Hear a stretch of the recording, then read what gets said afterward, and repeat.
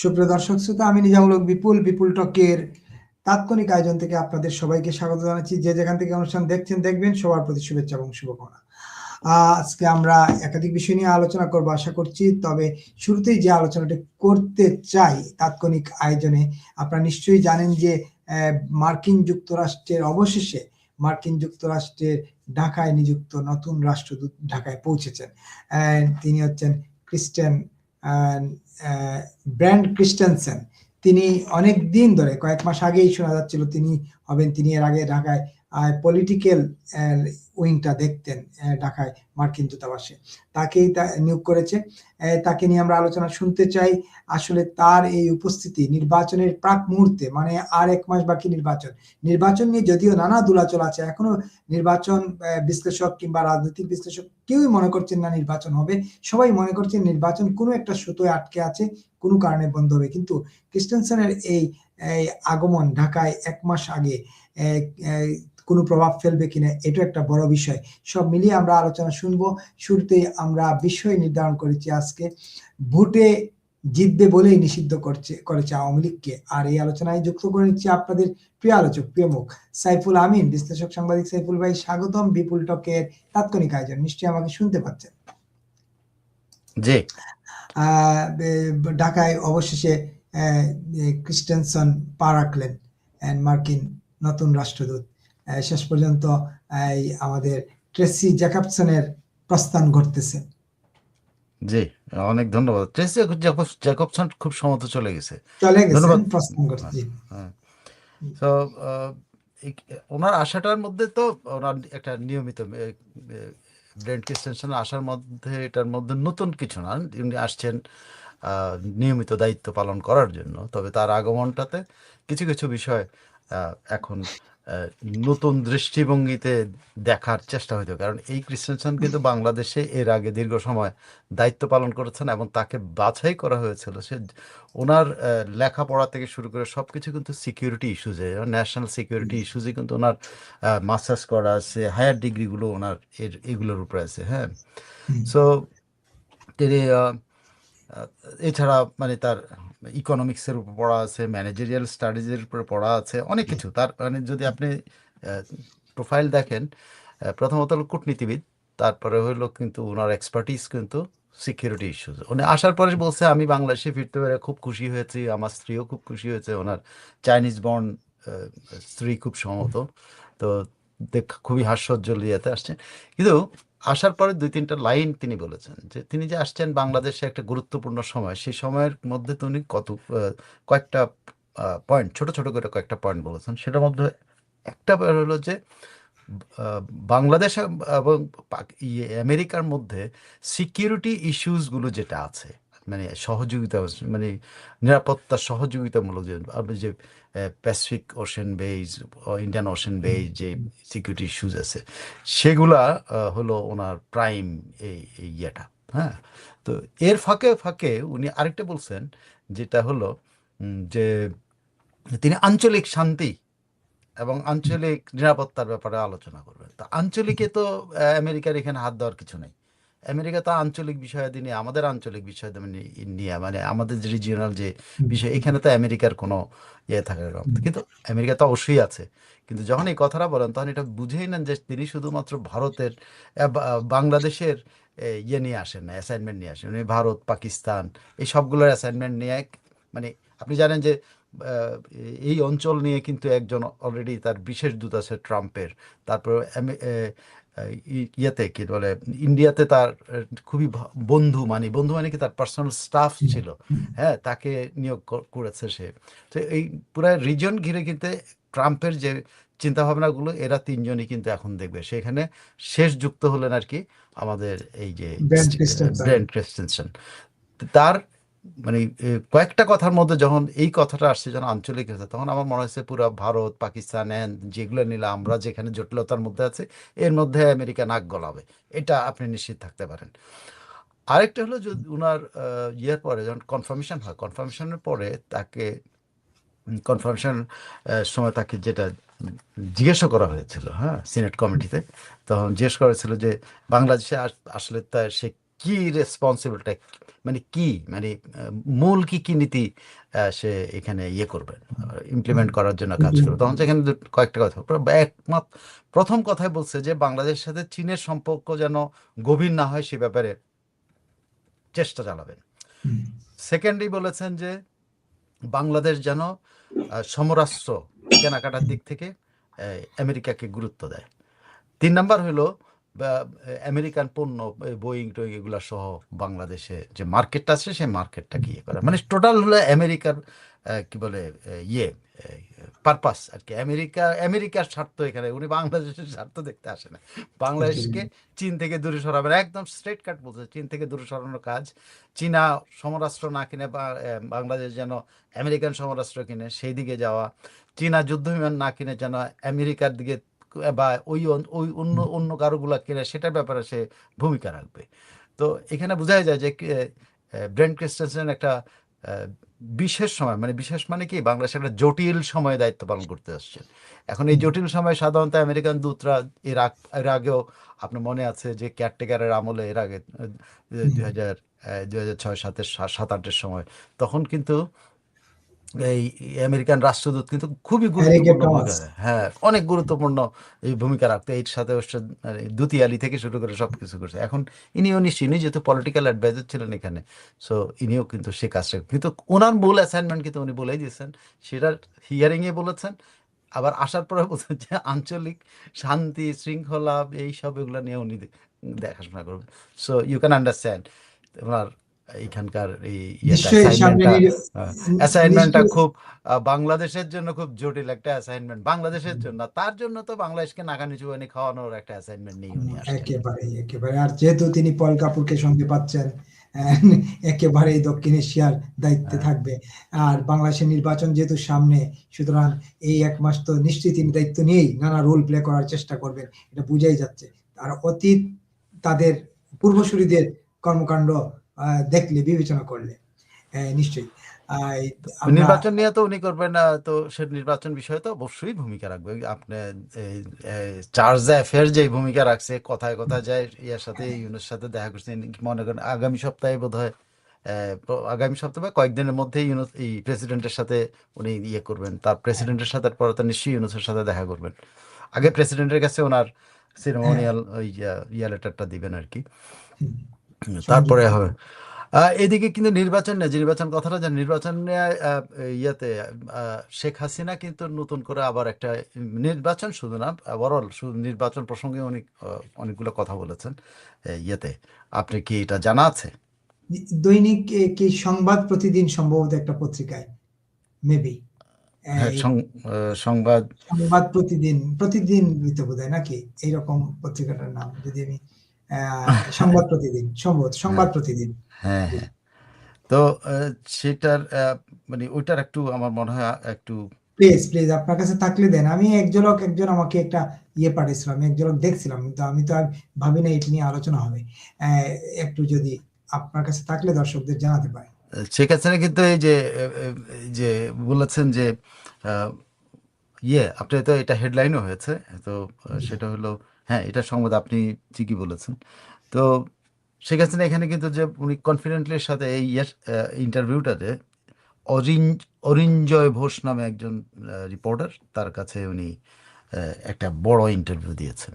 সেই ইন্টারভিউটা লিখিত, যদিও এটা মানে না, তো সেখানে তিনি কিন্তু জোরে সোরে বলেছেন, মানে খুব জোরালোভাবে বলছেন যে নির্বাচন হলে আওয়ামী লীগই জিতবে, এবং নির্বাচনে যদি আওয়ামী লীগকে যোগ দিতে দেওয়া হতো তাহলে আওয়ামী লীগই জিততো। এখন আওয়ামী লীগকে যোগ দিতে দেওয়া হচ্ছে না, এর মানে যদি এই নির্বাচন হয়, দেশের 50% মানুষকে যদি নির্বাচনের বাইরে রেখে যদি কোনো নির্বাচন হয়, সেই সরকার টিকবে না। এটা কিন্তু ওনার টোটাল জেস্টের মধ্যে একটা কথা, যদি এই ধরনের কোনো নির্বাচন হয়, সেই নির্বাচন অতীতের মানে করে বলছেন যে এই সরকার সবচেয়ে দুর্বল সরকার হবে, এই সরকার দেশের স্বার্থ কিছু রক্ষা করতে পারবে না, অ্যাট দ্য সেম টাইম এটা বেশি দিন টিকবে না। ওনার এক্স্যাক্টলি যেসব কথা উনি বলতে চাচ্ছিলেন যে এটা হলো আওয়ামী লীগকে নিষিদ্ধ কেন করা হয়েছে, এটা কারণ হিসেবে উনি বলছেন যে প্রথমত ইউনূসের ব্যক্তিগত ঝাল, মানে ঝাল আর কি, ব্যক্তিগত রোষ, একটু গরম গরম পানি খাইলে বোধহয় ভালো হবে। গরম পানি অনেক দূরে, এখন এখান থেকে উঠে গেলে আপনার আলোচনা ইয়ে হয়ে যাবে। প্লিজ। আম- উনি ইউনূস সাহেবের শব্দটা এক্স্যাক্টলি বলছেন গায়ের ঝাল, মানে ঝাল মিটাইছেন এই ইউনূস সাহেব, হ্যাঁ। তারপরে আরো বলেছেন যে জামাত এনসিপি জোটের কথা যেটা বলছেন, উনি বলছেন যে জামাত এনসিপি জোটের ব্যাপারে কথা বলেছেন উনি, তারেক রহমানের দেশে ফিরে আসার প্রসঙ্গেও কথা বলেছেন, প্লাস বঙ্গবন্ধু শেখ মুজিবুর রহমানের যে প্রতিকৃতি থেকে শুরু করে, স্মৃতি থেকে শুরু করে, পুস্তক থেকে শুরু করে সব জায়গা থেকে তাকে নিশ্চিহ্ন করে দেওয়ার বিষয়ে কথা বলেছেন। বঙ্গবন্ধু শেখ মুজিবুর রহমানের বিষয়ে উনি বলেছেন যে মুজিবকে মুছে ফেলার ক্ষমতা কারো নাই। মুজিবকে হয়তো এগুলো করা যাবে, কিন্তু মুজিবকে মুছে ফেলার ক্ষমতা কারো নাই। মুজিব ইতিহাস, মুজিব হলো বাংলাদেশের ইতিহাস। তো মুজিবকে ইয়ে করা যাবে না। উনি আহ, জামাত এনসিপির যে জোট গঠনকে, এটাকে উনি বলছেন যে আহ, প্রথম দিকে সবাই মনে করছিল যে এনসিপি একটা তরুণদের একটা সংগঠন হবে, এই হবে, কিন্তু অনেকেই আবার বলছিল যে এটা একটা বি টিম। কিন্তু উনি বলছেন যেটা সত্য প্রমাণিত হইলো যে এটা আসলে জামাতেরই একটা প্রোডাক্ট, তরুণদের কোনো দল এটা হতে পারে নাই। তারা জামাতের পারপাস সার্ভ করার জন্য, যে 71 সালে যে মুক্তিযুদ্ধ বিরোধী জামাত, তারাই তাদের কথাবার্তায় তাদের আচার আচরণ কথাবার্তার মধ্যে প্রতিফলিত হচ্ছে। তারা মুক্তিযুদ্ধের বিরুদ্ধে কথা বলে, তারা ইতিহাসের বিরুদ্ধে কথা বলে, তারা জামাতের সাথে, এবং তারা যখন বলে ধর্মনিরপেক্ষতা উঠায় দিতে হবে, তখন এটা তো জামাতের পারপাসই তারা সার্ভ করে। সো জামাতের বি টিমই না, আসলে এটা জামাতেরই আরেকটা ফেস আর কি, এটা উনি বলতে চেয়েছেন। তা ওনার ওনার শাসন আমলের বিভিন্ন ইয়ের কথা বলে, মানে সাকসেসের কথা উনি বলেছেন। উনি বলেছেন যে আওয়ামী লীগ যখন ক্ষমতায় ছিল তখন অ্যাটলিস্ট এই অঞ্চলের জন্য সবচেয়ে বড় কাজটা করেছিল হলো আভ্যন্তরীণ সন্ত্রাসবাদ থেকে বাংলাদেশকে মুক্ত করেছিল, যে এই সন্ত্রাসবাদ বাইরে যেন কোনোভাবে প্রভাবিত না করতে পারে, বাংলাদেশে তো নয়। এখন সেই আন্তর্জাতিক সেই আভ্যন্তরীণ যে সন্ত্রাসবাদ, এটা এখন জোরালো হচ্ছে। এটার কারণ হলো জামাত শিবির এবং এই এনসিপিদের দৌরাত্ম্য। উনি তিনি বলছেন তারেক রহমানের প্রত্যাবর্তন নিয়ে বলছেন এটা তারেক রহমান কোনো সংস্কারের মানুষ না, সে সংস্কারের তার কোনো ভূমিকা থাকবে না, কোনো সংস্কার করে, বরং রাজনীতি পশ্চাদমুখী হবে, আরো পেছনের দিকে চলে যাবে। তারপরে এবং তারেক রহমানের বিরুদ্ধে যে আগের দুর্নীতির অভিযোগগুলো, সেগুলো রেফারেন্স দেন, যে তারেক রহমান কেন দেশ ছেড়ে গেছিল দুর্নীতির বিরুদ্ধে, তার দুর্নীতির কারণে তার বিরুদ্ধে মামলা হওয়ার কারণে তারপরে সে আহ, রাজনীতি থেকে ইস্তফা দিয়ে সে দেশ ছেড়ে চলে গেছে। তো সে ক্ষমতার সবচেয়ে সবচেয়ে বেশি অপব্যবহার সে করেছে, এবং সেটা করে বাংলাদেশে শুধুমাত্র দুর্নীতি সে প্রতিষ্ঠা করে না, সে বাংলাদেশের চরমপন্থী রাজনীতিকে সাথে সে হাত মিলিয়েছিল, এবং বাংলাদেশে হিংসা নামক, রাজনীতিতে হিংসা নামক যে জিনিসটা, সেই জিনিসটা রাজনীতিতে চালু করেছিল।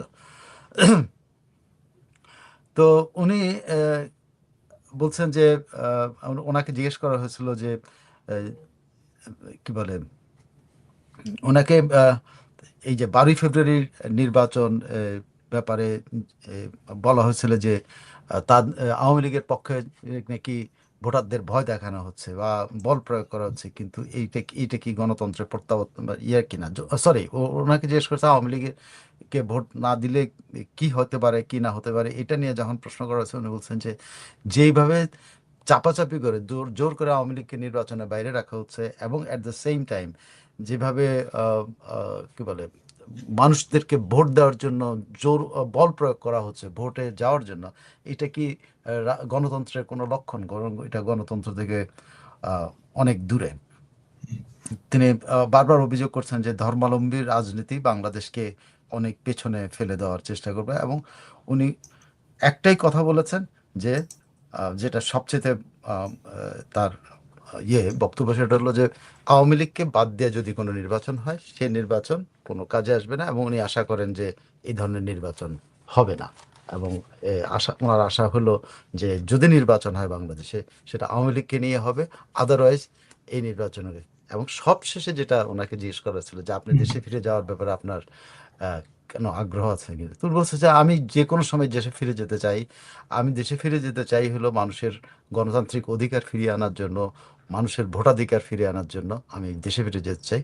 এবং উনি মনে করেন যে দেশে ফিরে উনি যে দেশের বাইরে গিয়েছিলেন বা এখন দেশের বাইরে অবস্থান করছেন, এইটা শুধুমাত্র ওনার নিজেকে রক্ষা করার জন্য, সেই সময়কার সময়ে মানে অনেক সাধারণ মানুষকে রক্ষা করাও তার এই প্রত্যাবর্তনের কারণ ছিল। সো উনি শুধু যে তিনি নিজের প্রাণের ভয়ে চলে গেছেন তা না, এই দেশের মানুষের উপরে যেভাবে হত্যা চলছিল সেটাও বন্ধ হওয়ার দরকার ছিল বলে উনি এর কথা উনি এটাই উনি তার শেষ কথাতে বলেছে। এবং উনি অধিক আগ্রহে অপেক্ষা করছেন দেশে ফেরার জন্য। উনি যখনই সুযোগ পাবেন দেশে ফিরে আসবেন। এবার হাদির মৃত্যুর বিষয়ে বোধহয় একটা কথা বলেছেন, এটা খেয়াল করেছেন কিনা? হাদের মৃত্যু বিষয়টা নিয়ে উনি যেটা বলছেন, এটা ইউনূস সাহেব এটাকে ব্যবহার করছেন। ইউনূস সাহেব এটাকে ব্যবহার করে তার ক্ষমতা দীর্ঘায়িত করার জন্য ব্যবহার করে, এটাকে একটা ষড়যন্ত্র হিসেবে বলছেন যে হাদির মৃত্যুটা কোনো সাধারণ মৃত্যু না, এটা একটা ষড়যন্ত্র, যে ষড়যন্ত্র দিয়ে আসলে ইউনূস সাহেব একটা প্লট তৈরি করতে চেষ্টা করছেন বা করেছেন তার ক্ষমতা দীর্ঘায়িত করার জন্য। সো হাদির মৃত্যু একটা সাধারণ মৃত্যু না। হাদির মৃত্যুটাকে ইঙ্গিত করছেন এটা সরকার প্রমোটেড এবং ইউনূস প্রমোটেড একটা কিলিং। এই সার্বিকভাবে আপনি কিভাবে বিশ্লেষণ করেন এই ইন্টারভিউটা, যেটা বললেন আপনি এতক্ষণ? এখানে এইখানে যে বিশ্লেষণটা যদি আপনি আসেন, যে কয়েকটা পয়েন্টের মধ্যে আপনি ই করতে হবে, সেটা হলো ওনার মধ্যে একটা জিনিস, আপনার কথাগুলোর মধ্যে যদিও সেরকম ক্ষুরধার প্রশ্ন ছিল না, যে শেখ হাসিনাকে খুব কি এটা বলে এটা কি প্রশ্ন? অ্যাটাকিং না, অ্যাটাকিং তো কোনো ইয়ে হইতে পারে না। আমি কাছে যে ওনাকে কি বলে ওনাকে আহ, যে প্রশ্ন থেকে ওনার থেকে তথ্য বেরোতে পারতো সেরকম কিছু প্রশ্ন ছিল, এটা গতানুগতিক প্রশ্ন ছিল। আমার কাছে ইন্টারভিউটা মনে হচ্ছে এইটা একটা মানে শেখ হাসিনা কাছে তারা অ্যাপ্রোচ করেছে, শেখ হাসিনা ইন্টারভিউটা দিয়েছেন এবং গতানুগতিক প্রশ্ন, এখানে কোনো উইটি প্রশ্ন ছিল না। এখানে মানে এই গদবাঁধা যে আপনার দল নির্বাচনে না গেলে কি হবে, আপনার দল বা আপনি নির্বাচনে না বা আওয়ামী লীগ নির্বাচনে না থাকলে কি হইতে পারে, তো এগুলো তো সবাই যে যে কথাগুলি আমি এখন পর্যন্ত বললাম, এগুলো সব এগুলো বুঝাই যায় এগুলো শেখ হাসিনা উত্তর দেওয়ার জন্যই, এই ধরনের উত্তর দেওয়ার জন্য তাকে এই প্রশ্নগুলো করেছে। সো আমার কাছে এই ইন্টারভিউটা শেখ হাসিনার আগের অনেক ইন্টারভিউ ছিল, অনেক উইটি কোশ্চেন ছিল, অনেক সুন্দরী ছিল, কিন্তু এটা হয়তো অনেক লম্বা, অনেক ভাষার ইয়ে আছে, বাংলা ভাষা কলকাতার ভাষা তো একটু ডিফারেন্ট। সো ভাষার খুব সৌন্দর্য আছে, কিন্তু নতুন কোনো তথ্য নাই আদার দেন উনি বলছেন যে আমি দেশে ফিরে আসতে চাই। এইটাই আমি মানে উনি এখন নিজে থেকে বলতেছেন যে আমি যখনই সুযোগ পাবো তখন দেশে ফিরে আসবো, দেশে ফিরে আসতে চাই, দেশে আসতে পারলে ওনার সবচেয়ে বেশি আনন্দ লাগবে। এইটুকু ছাড়া আর বাকি যা আসছে সেগুলো হলো প্রশ্নের উত্তরে প্রশ্ন দেওয়ার মতোই করে উনি যে প্রশ্নগুলো একদম গতানুগতিক, যেমন হাদির ঘটনাটা উনি এই প্রশ্ন মনে করছে যেটা, এটা উনি কি মনে করেন, এটা সবাই সারা বাংলাদেশের মানুষও মনে করে যে হাদির হত্যাকাণ্ড একটা পাতানো হত্যাকাণ্ড, মানে এটা পাতানো হত্যাকাণ্ড করে দেশে একটা গন্ডগোল পাকানোর চেষ্টা করা হয়েছিল, সারা দেশে গেঞ্জাম পাকানো দেওয়ার এবং করাও হয়েছিল।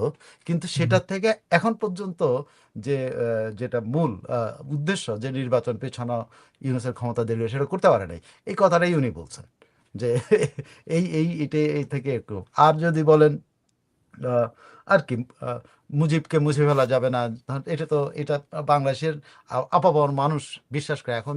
যারা এই ধরনের 5ই আগস্টের বা ওই জুলাই আন্দোলনে ছিল তারাও এখন বিশ্বাস করে যে মুজিবের উপরে আক্রমণ করে মুজিবকে আরো হৃদয়ের মধ্যে গেঁথে দেওয়া হয়েছে। তো এগুলো আসলে আমার কাছে মনে হচ্ছে যে পুরো ইন্টারভিউটার মধ্যে ওই একটাই আমার নতুন কথা, উনি দেশে ফিরে আসতে একটা আকুতির মতো মনে হচ্ছে, যে যে কোনো মূল্যে দেশে ফিরে আসতে চান উনি।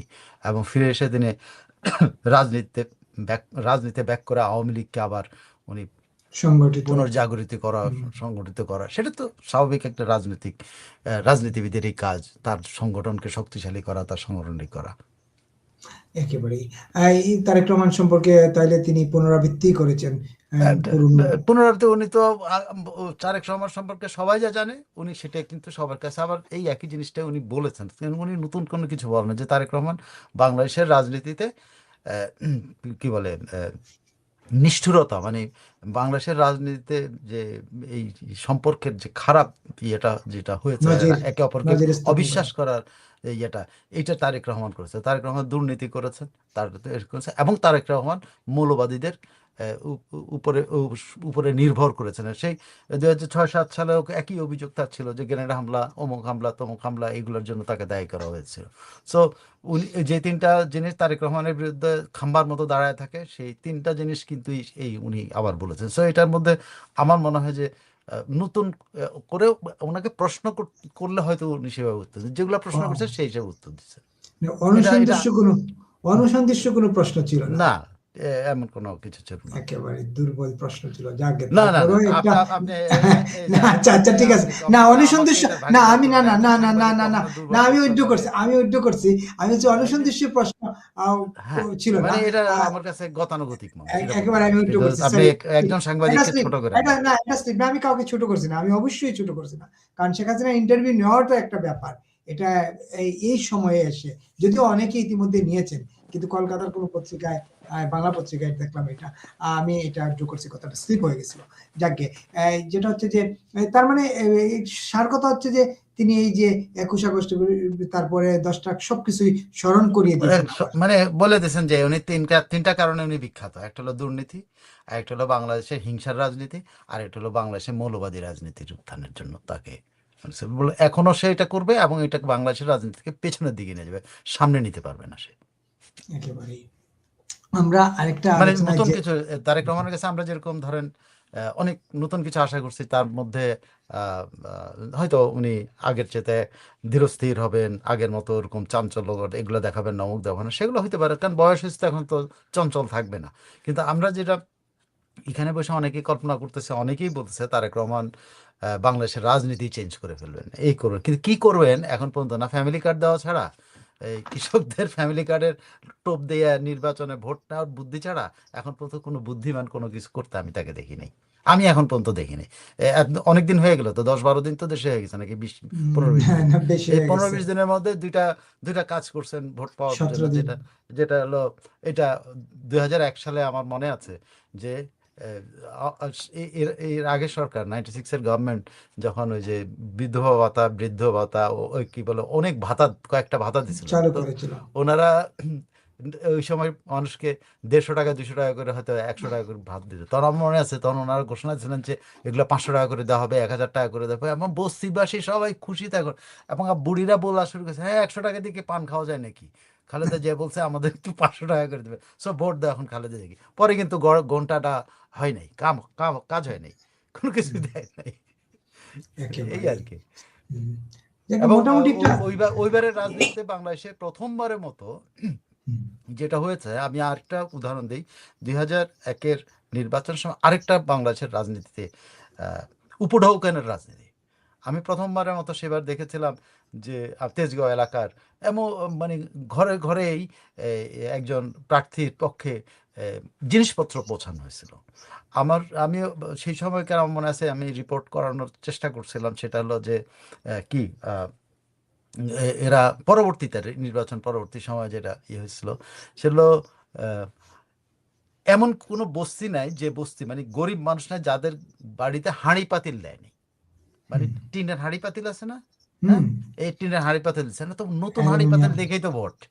এই নতুন নতুন এগুলো আবিষ্কার করছিল তারেক রহমান, এটা আমার মনে আছে। মানে তারেক রহমানের বুদ্ধিতে হোক বা যাই হোক, বিএনপি ওই 2001 সালের নির্বাচনে এইসব বুদ্ধি করতে পারছিল। এবার বুদ্ধি 2 ফ্যামিলি কার্ড, একটা হলো কৃষকের কার্ড দিবে, আরেকটা কি জানবে দিবে, 2টা কার্ড তারা দেবে বলে বলছে। স্বাস্থ্য নিয়ে একটা পরিকল্পনা, কি একটা কার্ড দিবে। এখন এই কার্ড দিয়ে আমাদের কি হবে এটা কিন্তু এখনো বলে নাই, এবং আদৌ কার্ডটা দিতে কত বছর লাগবে, কারণ কার্ড এত সহজ ব্যাপার না। আপনি একটা ন্যাশনাল আইডি দিতে আপনার লেগে গেছে হলো 15 বছর 16 বছর, এটাকে এখনো কমপ্লিট করা যায় না। এখন স্বাস্থ্য কার্ড দিবেন রাতারাতি, এটা হইতে পারে না, এটা ইমপ্লিমেন্ট করতে 5 বছর 6 বছর 10 বছর লেগে যেতে পারে। তারপর যদি ইনিশিয়েট করতে পারে, খারাপ কি? কৃষকের কার্ডটা যদি, কি কার্ড আমি জানি না, কি কার্ড দেবেন, পরিচয় আইডি কার্ড দিবে, যা আমি করম আলী, আমি এলাম ছইয়াল গ্রামের অমুক কৃষক, আমার তার 1 বিঘা জমি আছে, এরকম ডাটা সহ একটা দিয়ে দিবে, নাকি এটার মধ্যে কি দিবে, এই কার্ড দিয়ে কি লাভ হবে, এটা কিন্তু এখন পর্যন্ত প্রকাশ হয়নি। একেবারেই। যাক, তাহলে শেষমেশ যেটা হচ্ছে যে একটাই নতুন বিষয় হলো, শেখ হাসিনা যে কোনো সময় যে কোনো মূল্যে দেশে ফেরার ব্যাপারে পূর্ণ ইয়েতে মানে আছেন, তার ওদের আগ্রহের কথা উনি, ওদের খুব আগ্রহের কথা ইচ্ছার কথা উনি জানিয়েছেন। জানিয়েছেন। আর আর একটা ষড়যন্ত্র হচ্ছে ষড়যন্ত্র করে এবং জেদ বা হিংসা বা যেটা বলছিলেন যে জেলাস, হ্যাঁ, জেলাস থেকে আওয়ামী লীগকে ইউনূস সরিয়ে রাখছেন নির্বাচন যাতে না করতে পারে গায়ের আওয়ামী জ্বালা লীগ। শব্দটা গায়ের জ্বালা, গায়ের জ্বালা, গায়ের জ্বালা থেকে দূরে রাখছেন যাতে নির্বাচনে অংশ নিতে, নির্বাচনে অংশ নিলে সত্যি সত্যি বাংলাদেশের যে এখন যে পরিস্থিতি, নির্বাচন হলে ফ্রি ফেয়ার যদি নির্বাচন হয় ঠেকানো সম্ভব, অসম্ভব, আওয়ামী লীগকে ঠেকানো অসম্ভব। এটা হলো মাঠের মানুষের সাথে কথা বললে বোঝা যায় কি, দরিদ্র মানুষ যারা দিন আনে দিন খায়, খেটে খাওয়া মানুষ, রিক্সা চালক কিংবা ছোট দোকানদার, এই সব এরাই তো মূলত কৃষক। কৃষক তো একটা বড় ফ্যাক্টর। আরেকটা বিষয় একটু আলোচনা করতে চাই যদি আপনি সুযোগ দেন, সেটা হচ্ছে যে এই যে আমাদের টিআইবি উপদেষ্টা পরিষদ নয়, কোন কোন কাগজে কোন কাগজে স্বাক্ষর হবে সিদ্ধান্ত নেয় আমলাতন্ত্রের ক্ষমতাবান গোষ্ঠী। নিশ্চয়ই রিপোর্টটি আপনি দেখেছেন। হ্যাঁ, শোনেন, ক্ষমতাবান গোষ্ঠী। এদের কথাবার্তা শুনলে শোনেন, এরা ইফতেখারুজ্জামান, ব্যাড আলম, ব্যাড মজুমদার, হ্যাঁ, এরা আছে না, এদের এদের কথাবার্তা হলো যখন যেদিকে ইয়া যাবে, হাওয়া যাবে, সেদিকে ওরা হাওয়া দেয়। হ্যাঁ, একেবারে ইউনূস সাহেব আসার পরে ইউনূস সাহেবকে হাওয়া দিছে, ওই ইউনূস সাহেবের কাছ থেকে প্রচুর টাকা পয়সা খেয়ে নিছে, রাষ্ট্রীয় গাড়ি টাড়ি চালাইছে, রাষ্ট্রীয় সংস্কার কমিশন হয়েছে, কত কিছুতে ওনারা বহুত টাকা পয়সা কামাই করে ফেলছে। এখন এখন দেখছি ইউনূস সাহেবের কাছে কিছু নাই, তাহলে এগুলা কোথা থেকে আপনার নিশ্চয়ই এখন তার একটা ফন্দি আসছে। আমি আপনাকে একটা কথা বলি, আমার কাছে যেটা মনে হয়, এরা কেন এখন হঠাৎ করে এই যে ইয়ের মতো কি আমরা বলে যে, আমরা না, হ্যাঁ, টিয়া পাখি যেমন কক কক কক হ্যাঁ, কর্কশরে কিন্তু ইয়ে করতে, এটা কেন এটা করতেছে এখন, কক কক করে এদের কথাবার্তা শুনলে আপনার কাছে মনে হবে যে কক কক করতেছে, ওই ডিম পাড়া মুরগির মতো। কেন কেন হলো, কারণ হলো কি জানেন, এরা কোথায় এখন টাকা আছে এটার ব্যাপারে। ইফতেখার যেমন তো এর আগের কথা আপনি মনেই আছে, আপনার অনুষ্ঠানে কথা হয়েছিল যে তারা টাকার ভাগ পায় না বলে ইউরোপিয়ান ইউনিয়নের পর্যবেক্ষকের বিরুদ্ধে গেছে। সিম্পল, সে নিজে বলছে এটা আমাদের বৈষম্য করা হচ্ছে। আপনি নিশ্চয়ই বুঝতে পারছেন, এখানেও কিন্তু টাকার খেলা হচ্ছে, এখানেও ইউনূসকে কোনো চাপে ফেলার জন্য টাকা খেলা হচ্ছে, অথবা এরা নিজেরাই নির্বাচন পেছানোর কোনো একটা ষড়যন্ত্রের সাথে জড়িত। আমার কাছে মনে হয়, আমি আপনাকে বলি, এই এরা সব সময় সমাজে ষড়যন্ত্রের জন্য ষড়যন্ত্রের কারিগর। প্রত্যেকটা সময়, প্রত্যেকটা নির্বাচনের সময় এরা ষড়যন্ত্র করছে, প্রত্যেকটা নির্বাচনের সময়। নির্বাচনের আগে একটা নতুন সরকারকে তার সাথে তাবেদারি করা, তারপর আবার সরকারের শেষ দিকের আগে আগে বা 2 বছর 3 বছর পার হওয়ার পরে ওই সরকারের পেছনে গুতাগুতি করা, এগুলো করে ফান্ড আনতে পারে। কারণ সরকারের সমালোচনা করলে টাকা আসে, বুঝছেন, মানে একদম। ওটা কি আছে, আপনি যত নেগেটিভ কথা বলবেন এনজিও সেক্টরে তত টাকা আসবে। কেমনে বলি, একটা রাস্তা হইলো, সে ধরেন গ্রামে একটা রাস্তা হইলো, এই রাস্তাতে টাকা ইয়া কি বলে, যে যে টাকা বরাদ্দ হয়েছে এই টাকা খরচ করা হয় না, এই অভিযোগ তোলাই কিন্তু তারা দেখবেন যে ওইখানে তারা এনজিও টিপোর্ট বানাবে, বানায় টানায় পাঠায় দেবে, কোথাও দেবে, ওখান থেকে একটা প্রজেক্ট পেয়ে যাবে যে এই এই এই এই পুরা এখন সারা দেশে এই রাস্তাঘাট যে হয়েছে এগুলোতে যে টাকা পয়সা খরচ হয়েছে, এটা খুব দুর্নীতি হয়েছে, এটার উপরে তারা ইনভেস্টিগেট কাকে দিয়ে করাবে, করাবে হলো তাদের এজেন্ট দিয়ে। তারা তাদের এজেন্টরা যা মন চায় তা লিখে দিবে, এই লেখার উপর একটা রিপোর্ট হবে, রিপোর্টটা পাঠিয়ে যাবে, এইদিকে মাঝখানে তাদের ডলার কামাই হয়ে যাবে। এখানেও আমার কাছে মনে হচ্ছে যে এরা কোনো একটা ডলার কামাইয়ের ধান্দায়, এটা কি কেন জানি মনে হয় জানেন, যদি ব্যাড আলম বা ব্যাড মজুমদার ওই কথা বলে থাকেন, এবং বাজারে যে গুজবগুলো আছে যে সুলতানা কামাল কি হতে যাচ্ছেন, রেহমান সোবান কি হতে যাচ্ছেন, এই যে গুজবগুলো, এগুলো গুজবগুলি তেন এরাই কিন্তু গুজবগুলি ছড়ায়। এবং এরা কার কার থেকে যদি বলেন, আমার তো মনে হয় এরা ইন্ডিয়ার কাছে টাকা খেয়েছে। আমার তো মনে হয় যে এরা হতে পারে। এরা শেখ হাসিনার কাছ থেকেও টাকা খেতে পারে। শেখ হাসিনার হয়তো বলছে যে আমরা আপনার পক্ষে এখন নামবো এবং আপনি আমার টাকা দেন। শেখ হাসিনা তো সে ধরেন তার স্বার্থের জন্য, আমার যদি কোনো স্বার্থ দরকার আমি সেখানে টাকা দেবো না, দেবো তো, এখানে দিতে ঘুষের পারে। কিছু না, আমি অ্যাসাইনমেন্ট দিলাম। শেখ হাসিনা হয়তো এই ব্যাড আলমকে এবং ব্যাড মজুমদারকে আর এই ইফতেখারুজ্জামান সহ এইসব সুশীলদেরকে, এই যে কি বলে সুলতানা কামাল এইসবদেরকে বোধহয় ইনভেস্ট করছেন। এরা আমি ফান করতেছি, আই এম নট টেলিং দি ইয়ে, হ্যাঁ, আমি তো এটা তো সিরিয়াস, আমার নট সুযোগ থাকলে সিরিয়াস, আমি করতাম। Sheikh not Hasina serious. শেখ হাসিনা এখন বেকায়দা অবস্থা আছে, তার দলকে রক্ষা করার জন্য সে যে কোনো পন্থা অবলম্বন করবে। এখন এগুলারে যদি কিছু টাকা পয়সা দেয়, তার বা উনি হয়তো ইন্ডিয়ান গভর্নমেন্টকে একটা রিকোয়েস্ট করলো, তুমি বাবা এদেরকে একটা ফান্ড দিয়ে দাও, এদেরকে একটা প্রজেক্ট দিয়ে দাও, যে প্রজেক্টের টাকা দিয়ে এরা খালি বক বক করতে থাকবে, বক বক করতে থাকবে, আর এই সরকারের সমালোচনা করবে। এবং তাই করতেছে কিন্তু তারা সারা দেশে ঘোরার নামে যে টাকাগুলি খরচ করতেছে, কার টাকা, সুজন এই টাকা কোথায় পায়? সারা হ্যাঁ, দেশে ঘুরতেছে কিন্তু কার টাকা? কথিত কথিত গণভোটের জন্য। হ্যাঁ, বুঝছেন? মানে কার টাকা বলেন? কার টাকা খরচ করছে? নিশ্চয়ই বাইরের টাকা। তো বাইরের টাকাটা কার টাকা? এবং এখন উল্টাপাল্টা কথা বলতেছে। আজকে এটা বলে, কালকে ওইটা বলে, কালকে বলে যে প্রশাসন ঠিকমতো কাজ করে না, আবার বলে যে প্রশাসনের এখানে এই চেঞ্জ হওয়া দরকার ছিল, ওইখানে ওই চেঞ্জ হওয়া দরকার ছিল। মানে ওনারা কোশ্চেন করেই যাচ্ছেন, ওনারাই একমাত্র প্রশ্নকর্তা। হুম, ওনাদের মাথার গোবরের মধ্যেই খালি প্রশ্ন তৈরি হয়, সাধারণ মানুষের মনে কিন্তু প্রশ্ন তৈরি হয় না। হুম, যেমন ধরেন আমলাতন্ত্রের উপরে এখন আবার খেপছে, মাঝখানে কিন্তু আমলাতন্ত্র ভালো ছিল। আমলাতন্ত্র সব আওয়ামী আমলাদের সরানোর জন্য ওনারা অ্যাডভোকেসি করছেন, ওনারা সংস্কার বসাইছেন, সংস্কার বসা যাতে এরকম কোনো আর আমলা আসতে না পারে, হুম, এই জন্য হুম, তো ওনারা সকল প্রস্তাব করছে। তো কই এখন আবার সেই আমলার বিরুদ্ধে ওনারা অভিযোগ করতেছেন, এটা টাকা খাওয়া। আপনি নিশ্চিত থাকেন ভাই, আপনি এদের উপরে আসলে ইনভেস্টিগেট করে রিপোর্ট করলে তো কোথাও কোনো রিপোর্টার কোথাও ছাপাতে পারবে না, কারণ এরা আবার পত্রিকাগুলোতে পাতা কিনে, ওইটা কিনে, অমুক রিপোর্টিংকে ইয়ে অ্যাওয়ার্ড হুম, দেয়, তমুক শিক্ষা রিপোর্টিংয়ের উপরে ইয়ে দিল, প্রজেক্ট দিয়ে দিবে। হুম। আর এটা আমার অভিজ্ঞতা আছে বলে আমি বলতেছি, অভিজ্ঞতা আমার না, নিজের অভিজ্ঞতা না, আমার নিজের অভিজ্ঞতা আছে। আমার টেলিভিশনের অভিজ্ঞতা আছে। আমি দেখছি যে টাকা দিয়ে কিভাবে রিপোর্ট করায়, ঠিক আছে, হুম, টাকা হুম, খরচ করে কিভাবে পত্রিকার অনুষ্ঠান করায়, এগুলো আমি হুম, দেখছি। এখন পত্রিকা এই টেলিভিশনের মালিকরা, পত্রিকার মালিকরা যখন পাতা বেচে দিতে চায়, তখন তো আপনি কিছু করতে পারবেন না, একজন হুম, প্রফেশনাল হিসেবে। এটা তা করে। আপনার এই যে বিখ্যাত এই কিরকম যে আগে শিক্ষা উপদেষ্টা ছিল, যে কি বলে নাম, রাশেদা কে চৌধুরী। হুম, রাশেদা চৌধুরী এখন পর্যন্ত প্রজেক্ট আছে বিভিন্ন টেলিভিশনে, সে আপনি রিপোর্ট করায় এখন পর্যন্ত। আমি আপনি একদম ডেফিনেটলি তথ্য দিচ্ছি, চেক করে দেখেন এটার উপর ইনভেস্টিগেটিভ রিপোর্ট আছে, তারা কেন এই রিপোর্টিংগুলো করায়। জাস্ট প্রেসক্রাইব, তারা যেভাবে চায় সেভাবে করাবে।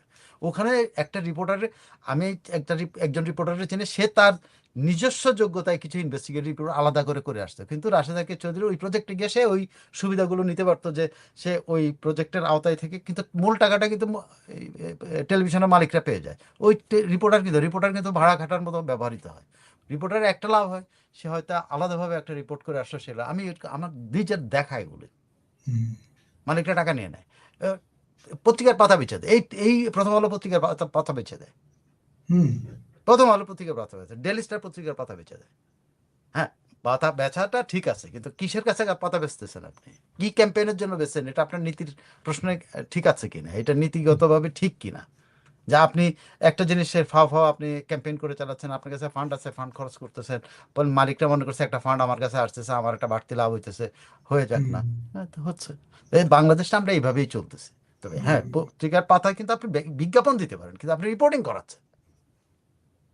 আপনি বিজ্ঞাপন দেন, আপনি একটা রাইট। প্রমাণপত্র লাগান হুম, প্রত্যেকে, এটা কোনো সমস্যা নেই। কিন্তু আমাদের পত্রিকাগুলো কি করে দেখবেন, যে আপনি বিশ্বাস করেন, দেখবেন যে গ্রিন পেজ আছে, হ্যাঁ, গ্রিন আছে না? পেজ আছে। এই গ্রিন পেজ, এটাও কিন্তু টাকা দিয়ে কেনা জায়গা, হুম, কিন্তু ওখানে ওখানে রিপোর্ট করতেছে ওই বেচারা রিপোর্টার যাকে প্রেসক্রাইব করে দিছে এইটা রিপোর্ট করো, করতেছে। হুম, হুম, এখন ওইখানে যে একজন রিপোর্টারের যোগ্যতা হলো, আমি একজন রিপোর্টার, কিন্তু সে তার যোগ্যতা ছিল, সে একটা দুটো বাড়তি অন্য রিপোর্ট নিয়ে আসছে, যেটা তাকে তার নামটা ফুটতো আর কি, যে সে হুম, এরকম রিপোর্ট করে। কিন্তু তাকে দিয়ে তো একটা খ্যাপ খাটানোর কাজ করা হয়, এটা রাইট। হচ্ছে। This is what happening. এবং এই ব্যাড মজুমদার বলেন, এই সুজন, আপনি টিআইবি প্রত্যেক বছর 20টা না 30টা টিআইবি সেরা রিপোর্ট করে। টিআইবি হুম, সেরা রিপোর্ট মানেটা কি? কোনো সমাজের কোনো উন্নয়নে আসছে টিআইবির কোনো সেরা রিপোর্ট? 25টার এক মতো এক পুরস্কার দেয়, না, 25-30টা। 25টার মতো পুরস্কার, 25টা পুরস্কার কেন দেয়? 25টা পত্রিকাকে সে সন্তুষ্ট করে। এখন এই 25টা পত্রিকা এখন টিআইবি ইফতেখারের বিরুদ্ধে 2 লাইন লিখবে না, হুম, লিখবে না তো। কারণ লিখলে তো ওখানে একজন পুরস্কার পাওয়া রিপোর্টার আছে, সেই পুরস্কার পাওয়া রিপোর্টার তো খুব, হ্যাঁ ওরা আমাদের সাথে এই সম্পর্কে আপনার এটার বিরুদ্ধে লাগবেন। টিআইবি নিয়ে কোনো রিপোর্ট হবে না, টিআইবির দুর্নীতি নিয়ে কোনো রিপোর্ট কিন্তু কেউ কথা, টিআইবি সবার দুর্নীতি নিয়ে লিখবে, কিন্তু টিআইবির দুর্নীতি নিয়ে ইফতেখারের যেমন যে 40 বছর ধরে 35 বছর ধরে টিআইবির দখল করে রাখছে, সেটা কিন্তু। এবং আপনি টিআইবির ভেতরে যে রিপোর্ট করেন, টিআইবিতে 5-7 বছরের বেশি কেউ চাকরি থাকতে পারে না, কারণ বেতন বেশি হয়ে গেলে ছাড়াই করে দেয়। হুম, প্রথম আলোতে, ডেলি স্টারে সেম, দে দে বেতন বেশি দে হলে ফলো দ্য ছোটাই। Same rule. হ্যাঁ, যে একটু বেশি বেতন হয়ে গেছে, ছাড়াই করে দাও, রাখে না। এই ইফতেখার যেমন, কিন্তু নিজের পদে কিন্তু অন্য কাউকে উনি যোগ্য মনে করেন। উনি বাংলাদেশ সারা 18 কোটি বাঙালির মধ্যে একখানে ইফতেখারুজ্জামান, ওনার মাথার মধ্যে আল্লাহ পাঠায় দিছে পুরা, মানে মানে কিসের গোবর পাঠাইছে আমি জানি না, আমাদের তো মগজ, তারটাতে এমন সারলা গোবর পাঠাইছে, যেখানে গোলাপ ফুল ফুটে, এই ফুল ফোটে, সেই ফুল ফোটে, গোলাপ। হুম, হ্যাঁ, তো এখন এই পৃথিবী বাংলাদেশে একমাত্র ইয়াছে হলো ভালো মানুষ হলো ইফতেখার উদ্দিন, বাংলাদেশে একমাত্র ভালো মানুষ হলো বদিউল রহমান, বাংলাদেশে একমাত্র ভালো সম্পাদক হলো মতিউর রহমান, বাংলাদেশে একমাত্র ভালো সম্পাদক হলো মাহফুজা আনাম। আর তো ভালো কেউ নাই, তাদের রিপ্লেস কেউ করতে পারে না। অবশ্যই এইটা সমালোচনা আপনি করতে পারবেন না। আপনি করলে আপনার দর্শকদের মধ্যেও পাবেন যে সাইফুল ভাই এরকম করে এদেরকে বলে কেন, এটা কিন্তু আসবে মাথার মধ্যে। কারণটা কি জানেন? কারণ আমরা এই মেন্টালিটিতে গড়ে উঠছি। আমরা একজনের ক্রিটিক্যালি দেখতে চেষ্টা করি না। সে যে ব্যাড হইতে পারে, একটা যে লোকটা নোবেল পুরস্কার পেয়ে আসছে, সে লোকটা যে খারাপ হইতে পারে, এটা আমরা কল্পনা করছিলাম কখনো? একটা মানুষ বাংলাদেশের, বিশ্বাস করেন, যখনই ওর সম্পর্কে 2 লাইন করছি প্রেস ক্লাবে, আমি কত প্রতিরোধের মুখে পড়ছি, না না সেগুলো আপনি ওকে দেখতে পারেন না, এই জন্য এই দেখতে পারেন না একটাও। কিন্তু আজকে বাংলাদেশের মানুষ দেখতে পাচ্ছে কিনা? 18 কোটি মানুষই দেখতে পাচ্ছে যে ইউনূস আলীর মাতব্বর কি, মাতব্বর না তো, ইউনূস আলী কি সওদাগর, সওদাগর কি জিনিস, নোবেল পুরস্কার কি জিনিস, এটা মানুষ এখন বুঝতে পারতেছে না। একদম গ্রামে কৃষকও এখন বুঝতে পারে না, শ্রমিকও বুঝতে পারে যে নোবেল পুরস্কার পেয়ে আমার দেশটাকে ধ্বংস করে দিছে। আচ্ছা, এই জিনিসটা যখন আপনি সত্যি কথা বলবেন, তখন কিন্তু কেউ নিবে না। কারণ কারা জানান? তার প্রতিনিধিরা হইলো এরা, এই যে ব্যাড আলমরা, ইফতেখার জামান। এখন দেখছে যে এই লোকের তো দুর্নাম হয়ে গেছে, এরা এখন তাদের কান্দে থেকে ফালাই দিবে, ফালাই এখন অন্য কাউকে কান দেয় না। এর জন্য রেহমান সোহানের নামটা, এই ভদ্রলোক অত্যন্ত গুণী মানুষ, মুক্তিযুদ্ধে বঙ্গবন্ধুর খুব ঘনিষ্ঠ সহচর, এখন এই লোকটাকে ব্যবহার করার চেষ্টা করতেছে। এখন এই লোকটার নামটা যদি কোনোভাবে ব্যবহার করে, এই লোকটারও ধ্বংস করতে পারে, বাংলাদেশে আর কিছু থাকবে না। কিন্তু ওই প্রজন্মের আর লাগবে না কেউ। বঙ্গবন্ধু সহচরদের মধ্যে এই রেহমান সোহান বেঁচে আছেন, আর হলো কামাল হোসেন বেঁচে আছেন, আর তো কেউ নাই। মানে একদম বঙ্গবন্ধুর সাহচর্য গেছে। এখন এই লোকটা বিতর্কিত করতে হবে। ওইদিকে আর দেবা দেবা দাদা, এই রহমান সোহানকে ব্যবহার করে দেবা দাদা চালাইতেছে তার প্রজেক্ট, সারা বাংলাদেশে ঘুরে বেড়াচ্ছে। এটা তো অ্যাসাইনমেন্ট নিচ্ছে রে ভাই। এবং আমার যথেষ্ট সন্দেহ হয় নির্বাচন পেছানোর জন্য এরা কোনো অ্যাসাইনমেন্ট পেয়েছে কিনা, সেটা কার কাছ থেকে পেয়েছে আমি জানি না। তবে ইন্ডিয়া হওয়াটা অস্বাভাবিক কিছু না, এবং শেখ হাসিনার অ্যাসাইনমেন্ট হওয়াটা অস্বাভাবিক কিছু না। যদি আপনি এটা সিরিয়াস বলেন নাই, ফান বলছেন। না, আমি যদি শেখ হাসিনার ওরকম কোনো একটা পরামর্শকে যে আমি তার বুদ্ধি দিতাম যে ব্যাড আলমরে কিনা ফেলান, আপনার দরকারটা কি? আপনার সাইফুল আলমরে কেনার দরকার নেই, আপনি ব্যাড আলম কিনা ফেলান, আপনি ইফতেখার জামান কিনা ফেলান, আপনি সুফিয়া কামালের মেয়ে সুলতানা কামালের কিনা ফেলান, এগুলো কিনা ফেলাইলে তো আপনি শেষ। এগুলোরে বাইরে রাখার দরকারটা কি? এগুলোর কিনা ফেলান, বড় বড় পদ দিয়ে দিতেন, শেষ হয়ে যেত এরা। এরা পদ পাইলেই কিন্তু পরের দিন খুশি, পরের দিন তাইরে নাইরে করে যায়, কিন্তু শপথ নেয় তাইরে নাইরে করে পদ শেখ হাসিনার ডোল পিটাইবে দুমাইয়া। কিন্তু উনি যেটা হয়েছে, উনি দুর্নীতি দমন কমিশনের যে সংস্কার কমিশন ছিল, দুদকের সংস্কার ওইটার কি কমিশন, হয়েছে? ওইটার তো উনি আসলে চেয়ারম্যান ছিলেন, বুঝছেন, কমিশন প্রধান। ওই সংবাদ সম্মেলনে ইফতেখারুজ্জামান দুর্নীতি দমন কমিশন, পুলিশ কমিশন, জাতীয় মানবাধিকার কমিশন সহ 8টি গুরুত্বপূর্ণ প্রতিষ্ঠানের সংস্কার বিষয়ক অধ্যাদেশ বিশ্লেষণ করে বলেন, এসব মৌলিক প্রতিষ্ঠানের ক্ষেত্রে কাঙ্ক্ষিত স্বাধীনতা জবাবদিহির কাঠামো নিশ্চিত করা হয়নি। দুর্নীতি মামলায় জরিমানা বা ক্ষতিপূরণের বিনিময়ে সাজা মার্জনার সুযোগ রাখা হয়েছে, যা দুর্নীতিবাজদের সুরক্ষা দেয়। দুর্নীতির বিরুদ্ধে ওনারা বলতেছেন, আবার ওনারাই তো নানা রকম ভাই, উনি আগে জবাবদিহিতার মধ্যে আসুক। উনি তো জীবনভর জবাবদিহিতার মধ্যে আসেন নাই। উনি তো জবাবদিহিতার মধ্যে, উনি তো একবারে প্রশ্নের উত্তর দেন না যে ভাই আপনি একটা পদ 40 বছর ধরে কেন, বলে আমি চাকরি করতেছি। আরে চাকরি আপনি এক পদে এরকম রাখছে, কেমন রাখলো আপনাকে? এর চাইতে যোগ্য আর একটা 40 বছরে পাওয়া গেল না বাংলাদেশে। এতই অনুর্বর জমি, মায়েরা এত অনুর্বর যে একটা সন্তান বাইর করতে পারলো না ইফতেখার জামানের পরে সেই পদে যাওয়ার জন্য। আমাদের মায়েরা এতটাই অযোগ্য যে একটা সন্তান বাইর করতে পারে না যে ইফতেখারুজ্জামানের জায়গায় যেতে পারবে। আমাদের মায়েরা এতটাই অযোগ্য যে মতিউর রহমানের জায়গায় একজন যেতে পারবে না। আমাদের মায়েরা এতটাই অযোগ্য যে একজন মাহফুজুর রহমানের জায়গায় বসানোর মতো একটা সন্তান জন্ম দিতে পারে না। দুর্ভাগ্য আমাদের জাতির, সব মায়ের দুর্ভাগ্য এটা। আমাদের মায়েরা এতটাই দুর্ভাগ্য এবং এতটাই ইয়ে যে তারা একটা এই যে ইউনূসের মতো একটা বজ্জাতকে জন্ম দিছে, এবং তাকে পৃথিবীর সৎ মানুষের প্রতিভা হিসেবে চিহ্নিত করতে পারে। এইটা হলো আমার মায়েদের দুর্ভাগ্য। অসহায় সমাজে আপনি দেখবেন বহুজন আছে, তারা কেউ আপনি যে সারা জীবন আমি এরকম বহু মানে যখন ইয়াং রিপোর্টার ছিলাম তখন সারা দেশ ঘুরে বেড়াইতাম, তখন আমি এরকম বহু লোক পাইছি যে সারা জীবন শুধু মানুষকে গাছ বিলাইয়ে গেছে নিজের টাকা দিয়ে। নিজের টাকা মানে যে টাকা দুধ বেচতো, জানেন, আমি একজনের একবার রিপোর্ট, দুধ বেচতো, সে তার একটা গাভী, 2টা গাভী ছিল, 2টা গাভীর দুধ বেচে সে দুধের টাকা দিয়ে সে গাছ বিলাইতো। এই লোকটারে তো আপনি খুঁজে বাইর করেন নাই। এই লোকটা হলো আপনার হলো খাঁটি সোনা। আর এই লোকটারে কেউ খুঁজে পায় হলো 25-30 বছর ধরে। আমার আমার রিপোর্টিং জীবনের শুরু থেকে এখন শেষ পর্যন্ত মানে সর্বোচ্চ পদ পাইছি আমি, সম্পাদকের পদ পালন করা পর্যন্ত আমি এই ব্যাড আলমের চেহারা দেখলাম। আমি এটা শুধু এইটা না, আমাদের আমাদের সাংবাদিকতা পেশায় আপনি বলেন তো, আপনি যখন আসছেন জীবনে, যখন ইয়াং হিসেবে কাকে নেতা দেখছেন? ইকবাল সোহান চৌধুরী। আপনি কাকে দেখছেন? অমুক দেখছেন, সব তো তারা শওকত রাইট। ভাই নেতা। আপনি নেতা হওয়ার কোনোদিন কোনো স্কোপ আছে আপনার? সুযোগ নাই। বাংলাদেশি কি আর কোনো মা একটা সাংবাদিক জন্ম দিতে পারে না যেটা ইকবাল সোহান চৌধুরীর মতো হতে পারে? হুম, 40 বছর ধরে আচ্ছা। ভাই, আমার আমার যা সাংবাদিক জীবনের শুরু থেকে আমি তার নেতা দেখছি, এখনো নেতা সবগুলা। সব আমি শুধু ইকবাল সোহান চৌধুরীর কথা বলছি না, এরকম সব যে যেখানে একবার গেছে সে তার নিচে নামতে চায় না। আপনি একটা প্রেস সেক্রেটারির পদ একটা না দখল করে রেখে দিবে, মানে আরেকজন যে যোগ্য হইতে পারে সেটার কোনো ইয়ে নেই। প্রেস সেক্রেটারির পদ, আপনি একজন সেক্রেটারি পদ দেখেন, তার মেয়াদ শেষ হয়ে যায়, এরপর এক্সটেনশন চায়, মানে তার চেয়ে যোগ্য আর কেউ পাওয়া যায় না। সরকারও আবার লেখে ওটার মধ্যে যে ওনাকে খুব প্রয়োজন হয়েছে, ওনার ছাড়া হবে না। আমি এক্সটেনশনের বিরুদ্ধে না, কিন্তু আমি বলি যে সরকারও খুঁজে পায় না। এগুলো আমাদের দেশের, আমাদের মানে মেধা সিলেকশনের জায়গা। এক্সটেনশন হতে পারে এক্সেপশনাল, তাহলে দুই দেশ একটা চলবে ক্ষেত্রে। কোত্থেকে? দেশের মায়েরা তো ভালো সন্তান জন্ম দিচ্ছে না তো। দেশের মায়েরা তো শুধু তারেক রহমানকে জন্ম দিচ্ছে, আর তো কাউকে জন্ম দিচ্ছে না।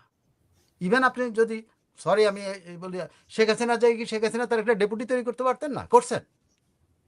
না, একটা একটা একটা ইয়ে কি বলে, ওই কি বলে এইটাকে, আপনি ওই যে আমাদের দেশে যে ইয়া বিক্রি করে না, ওই যে বিভিন্ন রঙের কাপড় চোপড় পরে চানামুড়ি বেচে না, টং টং টং টং করে বেচে, এরকম একটা লোকটা জেনারেল সেক্রেটারি বানিয়েছেন উনি। দুইবারের জেনারেল সেক্রেটারি উনিও, কিন্তু ওনার বংশ পরম্পরা সহলোকে দুইবারের সাধারণ সম্পাদক ওবায়দুল কাদের। এই পদ বিক্রি করে খাওয়া যাবে নাকি? হ্যাঁ, আর শেখ হাসিনা তো এরকম একটা তার, উনি তো ওনার লেফটেন্যান্ট বানান নাই, উনি বানিয়েছেন কি ওনার PS, personal secretary, general secretary না। General secretary should have been the lieutenant of the president. যেই লেফটেন্যান্ট প্রেসিডেন্টকে সেভ করবে শুধু না, প্রেসিডেন্টকে সমস্ত ভালো বুদ্ধি দিয়ে রক্ষা করবে। আপনি দেখেন যে সেই আদ্যিকালের সময় যখন রাজারা তার একজন কিন্তু একটা লেফটেন্যান্ট রাখতো, সব কিছুর বাইরে একজন লেফটেন্যান্ট আছে যে তাকে অ্যাডভাইস করে শুধু, ঠিক আছে? সে অ্যাডভাইজার, সে হলো সবচেয়ে শক্তিশালী অ্যাডভাইজার হয়েছে। এখন শেখ হাসিনা তো সবচেয়ে শক্তিশালী অ্যাডভাইজার হওয়ার কথা ছিল কার? Party general secretary, who could have been lead the party, যাতে 5ই আগস্টের মতো ঘটনা না ঘটে। তার সাংগঠনিক ক্ষমতা থাকা উচিত ছিল। আপনি এই কথাগুলো আসাতে খুব খারাপ লাগে বললে, অনেকে মনে করেন যে উনি কয়দিন আগে নাকি একটা ভুয়া খবর দিছে যে উনি মৃত্যুসজ্জায়, তো না, না, ওর বিরুদ্ধে কথা বলা। আপনি বলেন তো, এই লোকটা সারা বাংলাদেশের কোন জেলায় একবার গেছে একজন জেনারেল সেক্রেটারি? আওয়ামী লীগের এতগুলি জয়েন্ট সেক্রেটারি, কোন জয়েন্ট সেক্রেটারি তার নিজের এলাকা ছাড়া অন্য গ্রাম, অন্য এলাকাগুলিতে গেছে? এতগুলি সাংগঠনিক সেক্রেটারি, এরিয়া ভিত্তিক সাংগঠনিক সেক্রেটারি, কোন সাংগঠনিক সেক্রেটারি তার তার এরিয়ার মধ্যে ঘুরছে? ঘুরলে কি আজকে এই পরিণতি হয় আওয়ামী লীগের? আজকে আওয়ামী লীগের ছেলেরা পালায় থাকতে হয়, আজকে তাদেরকেও পালায় থাকতে হয়। পরিণতিটা দেখেন কত দুর্ভাগ্য, যে তাদের মায়েরাও পালায় থাকতে হচ্ছে, তারাও পালায় থাকতে হচ্ছে, তাদের উত্তরসূরিরাও পালায় থাকতে হচ্ছে। কারণটা কি? কারণ ওই যে আপনি আপনার আপনার তল্পি বাহক আপনি খুঁজে বের করছেন। পুরা পুরা সেন্ট্রাল গভর্নমেন্টের মধ্যে দেখলে পুরো আপনার টিমটা বাইর করে দেখেন, আওয়ামী লীগের পুরা তল্পি বাহকের দল, একেবারেই না। টাকা আপনি কামানোর দল সারা। দেখেন দেখেন এখন ওয়ান তাদের কাছে ইলেভেনের টাকা সময়। নেই, আপনি যারাই ফোন করবেন সে বলে যে কোথায় পাবো টাকা? যাদের কাছে টাকা আছে তারা তো মুখ খোলে না। তারা একজন আরেকজনের কথা বলে আপনি আপনি ওদের নেতাদের সাথে কথা বলে দেখেন আপনি। জানি, আমি জানি। এটা দোষ হলো আমাদের রক্তের মতো দোষ। এটা যে আমি অনেকে রাগ হইতে পারেন, দর্শকদের মধ্যে অনেকে শেখ হাসিনা খুব ভালোবাসে, আমিও খুব পছন্দ করি ওনাকে, কিন্তু উনি ওনার লেফটেন্যান্ট তৈরি করতে পারে নাই। এরপরেও যদি লেফটেন্যান্ট তৈরিতে ভুল করেন, শুনেন, না, আদ্দি আমলে রাজা যখন অসুস্থ হইতো, সে ইমিডিয়েটলি ক্রাউন প্রিন্স ঘোষণা করে দিত অথবা ক্রাউন প্রিন্সেস ঘোষণা করে দিত, যাতে তার পাওয়ার ভ্যাকিউম না থাকে, যাতে তার উত্তরসূরি প্রোটেক্টেড থাকে। শেখ হাসিনাকে তার উত্তরসূরিকে প্রোটেক্ট করতে পারছেন? একদম true to your heart, Sheikh Hasina তার উত্তরসূরিকে প্রোটেক্ট করতে পারছে? আপনার যারা শেখ হাসিনাকে ভালোবাসে তাদেরকে প্রোটেক্ট করতে পারছেন উনি? পারেন নাই। কারণ উনি ওনার উত্তরসূরি ঠিক করতে পারেন নাই। ওনার দীর্ঘ 40 বছরের আওয়ামী লীগের নেতৃত্বে উনি ওনার উত্তরসূরি ঠিক করতে পারেন নাই। এই ব্যর্থতা আপনাকে বলতেই হবে। যত আপনার মাও যদি ভুল করে, আপনার বাবা সমালোচনা যদি ভুল করতে হবে, করে, ভুলটা আপনাকে আত্মসমালোচনা। ধরাই দিতে হবে, এবং আপনার কোনো কিছু করেন নাই, এটা বলতে হবে, যে যায় নিক। না, আপনি আত্মসমালোচনা না করলে তো উপায় নাই। আপনি দেখেন, আপনি শেখ হাসিনা কখন ভুল করেন নাই? 111 এর সময় ভুল করেন নাই। কাকে দায়িত্ব দিচ্ছেন? জিল্লুর রহমানকে। আমি একদম বলি, আমি তো একদম ইয়েতে ঢুকছিলাম, এজলাসে ঢুকছিলাম। আমাকে তো সিভিলদারিরা আমাকে পিটাইছে এজলাসে, ধাক্কাই ধুক্কাই ওয়ালে ফালাইছে বাইর করার জন্য। আমি ঢুকছিলাম, আরো একজন সাংবাদিক আর তিনজন ফটো সাংবাদিক ঢুকছিলেন। তা আমরা চিৎকার করে বলতেছিলাম, আপা আপা কাকে দায়িত্ব দিলেন? তখন উনি জিল্লুর চাচার কথা বলছেন, জিল্লুর চাচা, উনি তো জিল্লুর ভাই চাচাই বলেন। তারপরে আপনি দেখেন কে দায়িত্ব নিল? সৈয়দ আশরাফ। মানে যদি আপনি ওই বলেন সময়টা সৈয়দ আশরাফও কিন্তু তার ডেপুটির অনেক আমি বড় এটাই ডেপুটির বলছি, দায়িত্ব পালন করছে। আমি লন্ডন থেকে সৈয়দ আশরাফ উড়ে আসলেন, আইসা দায়িত্ব নিলেন, এবং ওই সময় যে সেকেন্ড ইন কমান্ড যাকে বলে, এই দায়িত্বটুকু কিন্তু সৈয়দ আশরাফ দৃঢ়তার সাথে আপনি পালন সেকেন্ড করছেন। ইন কমান্ডের দায়িত্ব আজকে বলে শাহবাগ, এই সরি ইয়ে শাপলা চত্বর। আমি একদম অ্যাক্টিভলি ওই সময় মানে আমার রিপোর্টারদের সাথে 48 ঘন্টা একটানা ছিলাম, মানে একেবারে স্টেশনে অবস্থান করে। আমার স্পষ্ট মনে আছে উনি যখন বললেন যে আমি এত ঘন্টা সময় দিলাম, এরপরে কিন্তু ব্যবস্থা হুম। নেন, ঠিকই উনি ব্যবস্থা নিচ্ছেন। হ্যাঁ, শেখ না, উনি তো হাসিনার একদম কথাই। উনি বলছে বিকেল 5টার পরে কেউ থাকতে পারবে না শাপলা চত্বরে, পরিষ্কার বলছে। তা সংবাদ এরকম সম্মেলন করে। আপনার এরকম লিডার তো দরকার আছে রে ভাই। একেবারে আর সেই একেবারে। লিডারের কিভাবে অপমান করা হয়েছে জানেন আপনি? তো আরো শুনে শুনে আমরা সাংবাদিকরাই ব্যবহৃত হয়েছে, আমি নাম বলবো না। হুম। একটা পত্রিকায় একজন রিপোর্টার, যিনি নাকি ছাত্রলীগ করতেন, তিনি তখন বোধহয় বড় রিপোর্টার আর কি ওখানে, তার রিপোর্ট ছাপা হয়েছে, আমি নামটা বললাম না, এবং একটা কার্টুন করা হয়েছে যে সৈয়দ আশরাফুল ফাইলের কোলবালিশ মধ্যে হয়ে ঘুমায় রয়েছে, ফাইল, এবং ইয়ের আকার কাছে ইঙ্গিতে ফাইল। দেখা গেছে যে উনি একটা মাতাল হয়ে ঘুমায় আছে। এটা হলো হুম। ইয়ে করার চেষ্টা, ফাইল সব জমা হয়েছে। পরের দিন ফাইলের স্তূপ। পরের দিন পরের দিন ওনার সেক্রেটারি, তখন উনি কোন মন্ত্রণালয় ছিল আমার মনে নেই, স্থানীয় সরকার মন্ত্রণালয়। ওই মন্ত্রণালয়ের সচিব বলে ওনার টেবিলে একটা ফাইলও খালি নেই। ফাইল নেই, এটা মালিক সাহেব তো অথচ কিন্তু ওই কার্টুন একটা বলবেন। কার্টুন নায়িকা ছাপানো হয়েছিল। হুম। এবং ওই রিপোর্টার কিন্তু আমি এখনো চিনি, আমি ওকে দেখলে আমার মনে হয় ওর আমি খুব ছোট ভাইয়ের মতো স্নেহ করি, কিন্তু আমি ওই রিপোর্টার আর এই রিপোর্টার এবং রিপোর্টার কথা মনে হলো, আমার মনে হচ্ছে কত বড় ইনজাস্টিস করছে একটা ইয়ের সাথে। এবং এটাও কিন্তু খাওয়ানোর রিপোর্ট। এই রিপোর্টার যে করছে আমি বিশ্বাস করি না, এই রিপোর্টার দিয়ে খাওয়ায় না। তখন তখন অ্যাবসলিউটলি। দুইটা গ্রুপ ছিল, কাদের কাদের কাদের ওকা গ্রুপ, ওকা কমিশন, ওকা গ্রুপরা একটা গ্রুপ, তারা এই এই সৈয়দ আশরাফের বিরুদ্ধে সারাক্ষণ মানে মানে বিশ্রী ভাষায় কথা বলতো। ওরা ওকে ভর করছে, ভর করে এটা করছে।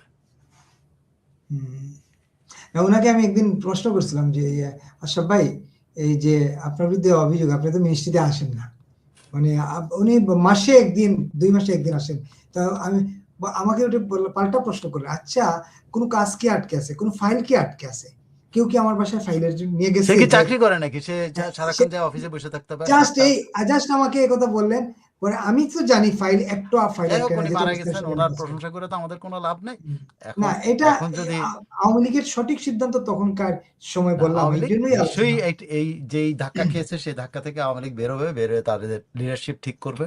নিশ্চয়ই লিডারশিপ যদি আহ, মনে করে যে যদি আওয়ামী লীগ মনে করে, আমি মানে ভবিষ্যৎ দ্রষ্টা, যদি আওয়ামী লীগ মনে করে এই লিডারশিপ দিয়ে কিছু করবে, আওয়ামী লীগ চরম ভুল করতে যাচ্ছে। একেবারেই আমরা শেষ করতে চাই, শেষের দিকে চলে আসছি, আর লম্বা করবো না, পরের অনুষ্ঠানের জন্য একটু প্রস্তুতি নিতেই হয়। তখন সৈয়দ আশরাফকে নিয়ে মিডিয়া খুবই বাজে আচরণ করেছিল, সম্ভবত কাওয়া কাদের করিয়েছিল। জি, ওকা ওকা গ্রুপ, সে ওকে কমিশন থেকে ওনার নাম ওকা হয়ে গেছিল। ওবায়দুল কাদের কমিশন ছিল, বুঝতে ছাত্রলীগের দেখাশোনা করতো, ওটা ওবায়দুল কাদের কমিশন নাম হয়েছে, সেখান থেকে উনি ওকা হয়ে গেছেন। তারপর তো ষাঁড় হয়ে গেলেন। ওনার ষাঁড়ের সাথে দেখা করার জন্য এই আওয়ামী লীগ অফিসে, ধানমন্ডির আওয়ামী লীগ অফিসের মধ্যে লাইন দিত। আরে ভাই, একটা লিডারের সাথে দেখা করার জন্য লাইন দিতেছে, মানে লিডার একটু দেখা করবে, একটা সেলফি তুলবে, একটা ছবি তুলবেন। একজন সব শেষের কমেন্টটা পড়ি, উনি কি প্রশ্ন করলেন সাইফুল স্যার? প্রশ্ন, বাংলাদেশের বর্তমান পরিস্থিতিতে প্রবাসী দূতাবাসগুলোর রাষ্ট্রদূতরা কোনো উদ্যোগ নিতে পারে কিনা, এবং শেখ হাসিনা পরিবার, শেখ পরিবার সদস্যরা কোনো কেন অ্যাক্টিভ হচ্ছে না, তাদের কি দল ও দেশের জন্য দায় নাই? দুইটা প্রশ্ন করছেন, এইটা তো রাষ্ট্রদূতরা কি না, উত্তর এটা দিবেন? বলে তো আপনার এটা মিস্টার কাটার ভিডিওতে, এটা তো আপনি রাজ পরিবারের মতো কথা বলছেন। শেখ হাসিনা পরিবারের দায় আছে, আপনার আমার দায় নেই। আপনি আপনি দায়িত্ব নেন, আপনি যেহেতু এই প্রশ্নটা করলেন, শেখ হাসিনা পরিবারের কেন দায়িত্ব থাকতে, তাহলে তো আমরা রাজ পরিবারের কথা বলতে হয়। তাহলে তো শেখ হাসিনার পরে আর কেউ দরকার না, শেখ হাসিনার ছেলে অথবা শেখ হাসিনার মেয়ে, তারপর নাতনি, এরকম করে তো আওয়ামী লীগ চলবে। এটা কি চলবে? এটা কি উচিত? এটা উচিত না। ঐক্যের দরকার ছিল, একেবারে। শেখ হাসিনাকে দরকার ছিল ঐক্যের জন্য, সে ঐক্য প্রতিষ্ঠিত হয়েছে। সে ঐক্যের পরে শেখ হাসিনার উচিত লিডারশিপ তৈরি করা, শেখ হাসিনারই উচিত, তার দায়িত্ব, তার উত্তরাধিকার কে হবে এটা উনি ঠিক করা উচিত ছিল। একদম, হ্যাঁ একদম ঠিক। আবু আলম শহীদ খান ছিলেন তখনকার সচিব, সঠিক একদম, আমি স্লিপ করেছিলাম আগে। আবু আলম শহীদ খান ছিলেন সচিব। বিপুল হোসেন সাইফুল হোসেন ভাই, দেশে দুটি জিনিসের বড় চাহিদা, মাত্র এক টাকা, একটা একটা একটা হলো মদ আর একটা নারী, না এগুলা এতে নেতারা খুব খুশি না, এগুলা বলি না আমরা। তারপরে আরেকটা জিনিস, আরেকটা একটু জরুরি একটা প্রশ্ন একদিন করছিলেন, আমরা উপর দিকে যদি যাই পেতে পারি। একেবারে সৈয়দ আশরাফ, হ্যাঁ এটা তো আমরা বলে ফেলছি একটু আগে। আমি এটা ভাবতাম যে শেখ হাসিনা মারা গেলে তার জায়গা কে নিবে ভাবছি, উনি কাউকে বানাইছে কিন্তু এখন দেখছি বানাননি। উনিও এমন ভুল করতে পারে, ভুল তো করছেন, কাউকে তো বানান নাই উত্তরসূরি, এটা তো। এই যে ভুল করছেন এটা আমরা বলতে পারবো না, এটা তো এটাই তো হয়ে গেল হলো স্বৈরাচারী মনোভাব। এই মনোভাব থেকে বেরোতে হবে, ওনাকে পরামর্শ শুনতে হবে, কার পরামর্শ না নেন, কিছু না কিছু আপনি শুনতে হবে। শুনতে হবে, রাজার শুনতে দরবারে হবে, সবাই যায় কথা বলতে পারে, রাজার সবার দরবারে কথা যদি শুনতে হবে। সবাই যায় কথা বলবে, তার একটা সামান্য খাজনা নিয়ে কথা বলতে পারে, তাহলে এখনকার গণতন্ত্রের মধ্যে কেন কথা বলা যাবে না? সেই রাজ দরবার, 200-500 বছর আগের কার সিস্টেম। হুম। একজন লিখছেন আওয়ামী লীগকে আরিফ জেড হোক, ওবায়দুল কাদেরকে আওয়ামী লীগের আশেপাশে দেখতে চাই না, সেই সাথে তাপসকে এবং শেখ হাসিনার প্রতি অনুরোধ, জয় পুতুল ছাড়া পরিবারের কাউকে আওয়ামী লীগের রাজনীতি দেখতে চাই, এর অতিরিক্ত না, বাড়াবাড়ি। শেখ হাসিনা কিন্তু এটা বারবার ইন্টারভিউতে বলেছেন, এই ইন্টারভিউতে বলছেন একই রকম, যে এটা কিন্তু কেউ তাকে পরামর্শ দেওয়ার জন্য নিজে বলছেন যে আমার পরিবারের কেউ আওয়ামী লীগের নেতৃত্বে আসবে, এটা কোনো কথা, আওয়ামী লীগ কোনো পরিবারের দল না। এই ইন্টারভিউতে বলছে, প্রত্যেক ইন্টারভিউতে কিন্তু তাকে এই প্রশ্নটা প্রত্যেকে করা হয় যে কি আসছে, বলছে। উনি কিন্তু এই কথা বলছেন যে তাদের প্রথম ইন্টারভিউতে বলছেন যে যদি ওরা আসতে চায় তাহলে আওয়ামী লীগের যে গণতান্ত্রিক পদ্ধতি আছে সেই পদ্ধতির মাধ্যমে তারা পরীক্ষা দিয়ে আসতে হবে, এর বাইরে আসতে পারবে, উনি কাউকে বসায় দেবেন না। এটা উনি বারবার ইন্টারভিউতে বলছেন। আমার মনে হয় না শেখ হাসিনা এই কাজ করবেন। বেলা একটা প্রশ্ন করছেন, অদূর ভবিষ্যতে শেখ হাসিনা কি ধর্মান্ধতা থেকে দূরে থাকতে পারবে? মানে ধর্মান্ধ বলতে উনি বুঝাতে চাচ্ছেন, আমি যদি ভুল না করে থাকি, ধর্মীয় যে এই যে হেফাজত, তারপরে এই যে যারা আছে তাদের থেকে না, উনি দূরে বেলা থাকতে আপনাকে পারবেন। একটা কথা বলে, মানুষের যখন বয়স বাড়ে তখন মানুষের ধর্মভীরুতাও বাড়ে, ধর্ম নির্ভরতা বাড়ে। এটা এটা বহু মানুষকে দেখছি, বহু বহু একেবারে তাত্ত্বিকভাবে স্ট্রং মানুষকেও দেখছি যে শেষ পিরিয়ে আসে তখন ধর্মান্ধতা এক জিনিস, আর ধর্মের অনুভূতি দেয়, ধর্মের অনুভূতি ওনার মধ্যে আসবে, উনি শান্তি খুঁজবেন। মানুষ কিন্তু বয়স বেশি হলে শান্তি খোঁজে, আর শান্তিটা কোথায় পাওয়া যাবে? সেই শান্তি তো ধর্মের চাইতে বেশি কেউ দিতে পারে না। পরিবার দিতে না পারলে তো সে ধর্মের কাছেই যায়, বেশিরভাগ ক্ষেত্রে তো পরিবার দিতে পারে না। কারণ রাইট। পরিবারের সাথেও তো একটা গ্যাপ তৈরি হয়, পরিবারের সাথে একসাথে থাকতে হবে। দীর্ঘমেয়াদী পরিবারের পিতা থাকা অবস্থায় পিতাই তো সবচেয়ে বেশি অপছন্দের লোক হয়ে যায়, কারণ দীর্ঘমেয়াদী পিতা। শেখ বিকল্প শেখ তো আর হাসিনারও নাই। তো একই রকম প্রবলেম হচ্ছে, দীর্ঘমেয়াদী প্রাইম মিনিস্টার, মানুষ দীর্ঘমেয়াদী দীর্ঘমেয়াদী বেশি প্রেসিডেন্ট, পছন্দ করে না। দলের কারণ প্রেসিডেন্ট পিতাও যিনি। তো দীর্ঘমেয়াদী, মাও দীর্ঘমেয়াদী, তো মার সমালোচনা বেশি করে, পিতার সমালোচনা করে, ডাইনিং টেবিলের বিষয়ে সমালোচনা করে। এটা একেবারে। এটা এটা মানুষের ধর্ম। দীর্ঘদিন কাউকে এক পদে দেখলে তখন মনে হয় যে আমারটা ঠিক হয় না কেন, আমি কেন বলতে পারবো না? ছেলে মনে করে তার কথাটাই ঠিক, বাপে যেটা এই যে করতেছে সেটা বেঠিক। এই যে নবরাক কালচার সেন্টার নামে একজন লিখছেন, সাংগঠনিক পদ অনেক দূরের বিষয়, পাড়ার কমিটির সদস্য ছিল জনবিচ্ছিন্ন। একেবারে ট্রু। মানে মাঠে ঘাটে যে কমিটি আছে এরাও জনবিচ্ছিন্ন ছিল, সবাই স্বার্থ এর নিয়ে। লেগে তো পালাইতে হচ্ছে। রাইট। যদি একেবারে আমরা সম্পৃক্ততা থাকতো তাহলে জনগণ ওদের রক্ষা করতো।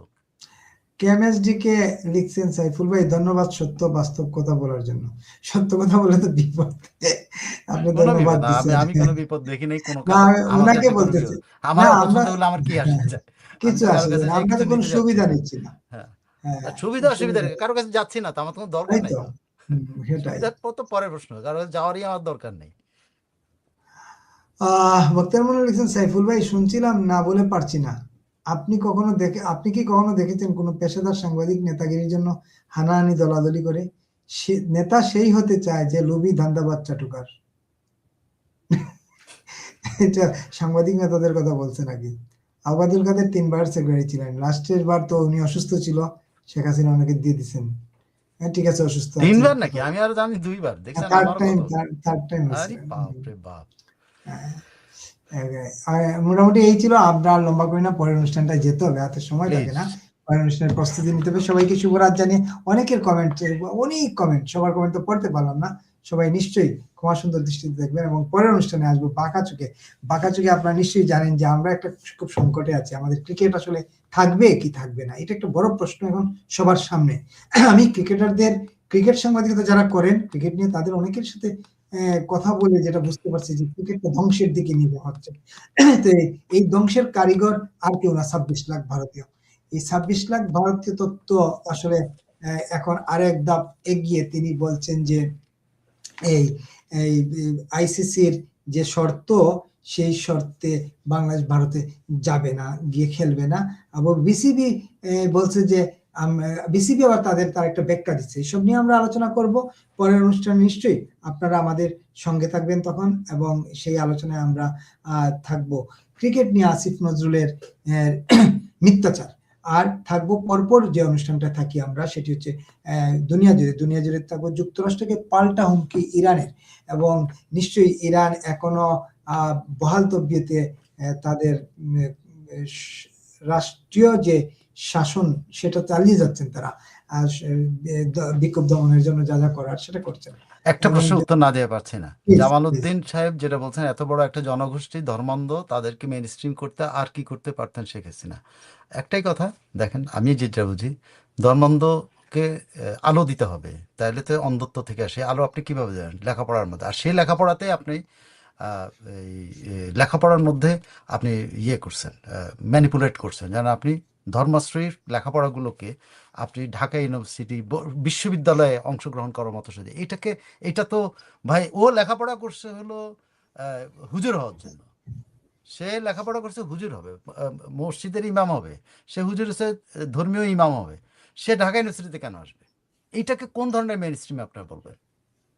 সে তাহলে ওইটা তো পড়তো না। সে সে ক্লাস 1 প্রাইমারি স্কুলে ক্লাস 1 ক্লাস 2 পড়ে, ওটা তো ফ্রি। তাকে সিদ্ধান্ত নিয়ে ওখানে পড়ানো হয়েছে, সে ওখানে পড়েছে। পড়ার পরে তাকে মেন স্ট্রিম, হ্যাঁ এক্সট্রা অর্ডিনারি কেউ হলে আপনার অবশ্যই মেন স্ট্রিমে আসতে পারে, কিন্তু এরা তো কেউ এক্সট্রা অর্ডিনারি না ভাই। এরা ইংরেজির জানে না, ইংরেজিতে প্রত্যেকটা 70-80 করে ওদেরকে ডিস্টিংশন মার্ক দিয়ে দেওয়া হয়েছে। এটা কারণ কি? ওদের মাদ্রাসা বোর্ডের করে নিয়ম করে যে ইংলিশে ফেল করানো যাবে না। সেটার জন্যই তো তারা আজকে মেন স্ট্রিমের সব জায়গায় এই যে বিপি জিএস হয়েছে। কেমনে হয়েছে? এদেরকে মেন স্ট্রিম কে আনা ঠিক হয়েছে? আপনি মেন স্ট্রিমে আনার কোনো দরকার নাই। কেউ যদি মেন স্ট্রিমে আসতে, তাকে হেল্প করবেন মেন স্ট্রিমে আসার জন্য, কিন্তু তাকে আপনি স্পেস তৈরি করে দেবেন না। অন্য যারা সমাজের যে ইনস্টিটিউশনগুলো আলোকিত ছিল, সেই ইনস্টিটিউশন অন্ধকার করার জন্য তো আপনি কোনো কাউকে মেন স্ট্রিমে আনার দরকার নেই। দ্যাট ওয়াজ রং। রং এর মূল্য আজকে আর্মি দিচ্ছে। আর্মিতে 30-40% ওই ব্যাকগ্রাউন্ড থেকে আসছে। একেবারেই শেষ করতে চাই। মনির হোসেন, আপনার কমেন্টটা পড়েই শেষ করি। আপনার কমেন্ট হয়তো আপনার মাঠ পর্যায়ের মানুষকে উৎসাহিত করবে। শেখ হাসিনার 8-9 ফেব্রুয়ারিতে ঘোষণা করা উচিত 12 ফেব্রুয়ারি দেশে আসছি, সবাই এয়ারপোর্টে আসেন, দেখি কে আটকায়। 12 ফেব্রুয়ারি নির্বাচন থেকে শেখ হাসিনার আশা রেকর্ড হয়ে যাবে। এই কমেন্ট পরে শেষ করলাম আজকের অনুষ্ঠান। এবং যাবার আগে জামালউদ্দিন সাহেবকে বলবো যে আপনি একটু ডিটেইল পড়ে নিন। 85 সালে এরশাদ সুযোগ করে দিয়েছিল ভর্তি হওয়ার জন্য, কিন্তু এরা কখনো ভর্তি হতে পারতো না ইংরেজির জন্য। জেনে রাখেন, একটু পড়া, আপনি যদি কষ্ট করেন ডিটেইল পেয়ে যাবেন কেমনে এরা অ্যাক্সেস পেয়েছে বাংলাদেশের বিশ্ববিদ্যালয়গুলোতে। এত মেজর আকৃতি আগে আসতে পারতো, সে যদি ইংরেজিতে পাশ করে আসতে পারতো। কিন্তু আপনি যখন তাদেরকে এইটা যখন তাদের বেরিয়ে সেটাকে আপনি করে দিলেন, মাদ্রাসা শিক্ষা বোর্ডের মাধ্যমে এটাকে ফ্রি করে দিলেন, যে এটা তারা যা নাম্বার পায় পাক, তাদেরকে ঢুকায় দাও। তাদেরকে অ্যাক্সেসই দেওয়া উচিত হয়নি। যারা ইংরেজি পড়ে আসবে মাদ্রাসাতে তারা আসতে পারে, কিন্তু এরপরে তো ইংরেজ বাধ্যতামূলক করা হলো। বাধ্যতামূলক করে তাদেরকে এই নাম্বার দিয়ে তারা ঢুকে গেল। সমস্ত মেইন স্ট্রিম তো কিছু না, সমস্ত মাদ্রাসার ছাত্র এখন কেউ কয়টা ছেলে আছে আপনি এখন এই যে আপনি বলেন তো, ডাকসুর লিডারশিপে একটা জেলা স্কুলের ছেলে আছে, একটা ক্যাডেট কলেজের ছেলে আছে, একটা। বাদ দেন পাবলিক স্কুলগুলোর কেউ আছে? পাবলিক স্কুলগুলোর নাই। তাহলে কারা আসলে? এরা আসলো থেকে? সো প্লিজ, শুধুমাত্র এরশাদের দোষ দিয়ে কোনো লাভ নাই। একদম। সবাইকে শুভরাত্রি। এবং যাওয়ার আগে সবসময় বলি যে বয়কট ইউনুস, বয়কট গ্রামীণ প্রোডাক্ট এবং গণভোটের গাড়িকে না বলুন। অবশ্যই গণভোটকে না বলুন। শুভরাত্রি সাইফুল ভাই। সবাইকে শুভেচ্ছা। অনেক অপ্রিয় কথা বলছি, কেউ রাগ করবেন না। আর যে যেখানে আছেন সেখানকার শুভেচ্ছা। বাংলাদেশে ভারতে যারা আছেন তাদেরকে রাতের শুভেচ্ছা। বাংলাদেশে যারা আছেন তাদের প্রতি অনুরোধ যে সবাই মিলে ভালো থাকবেন।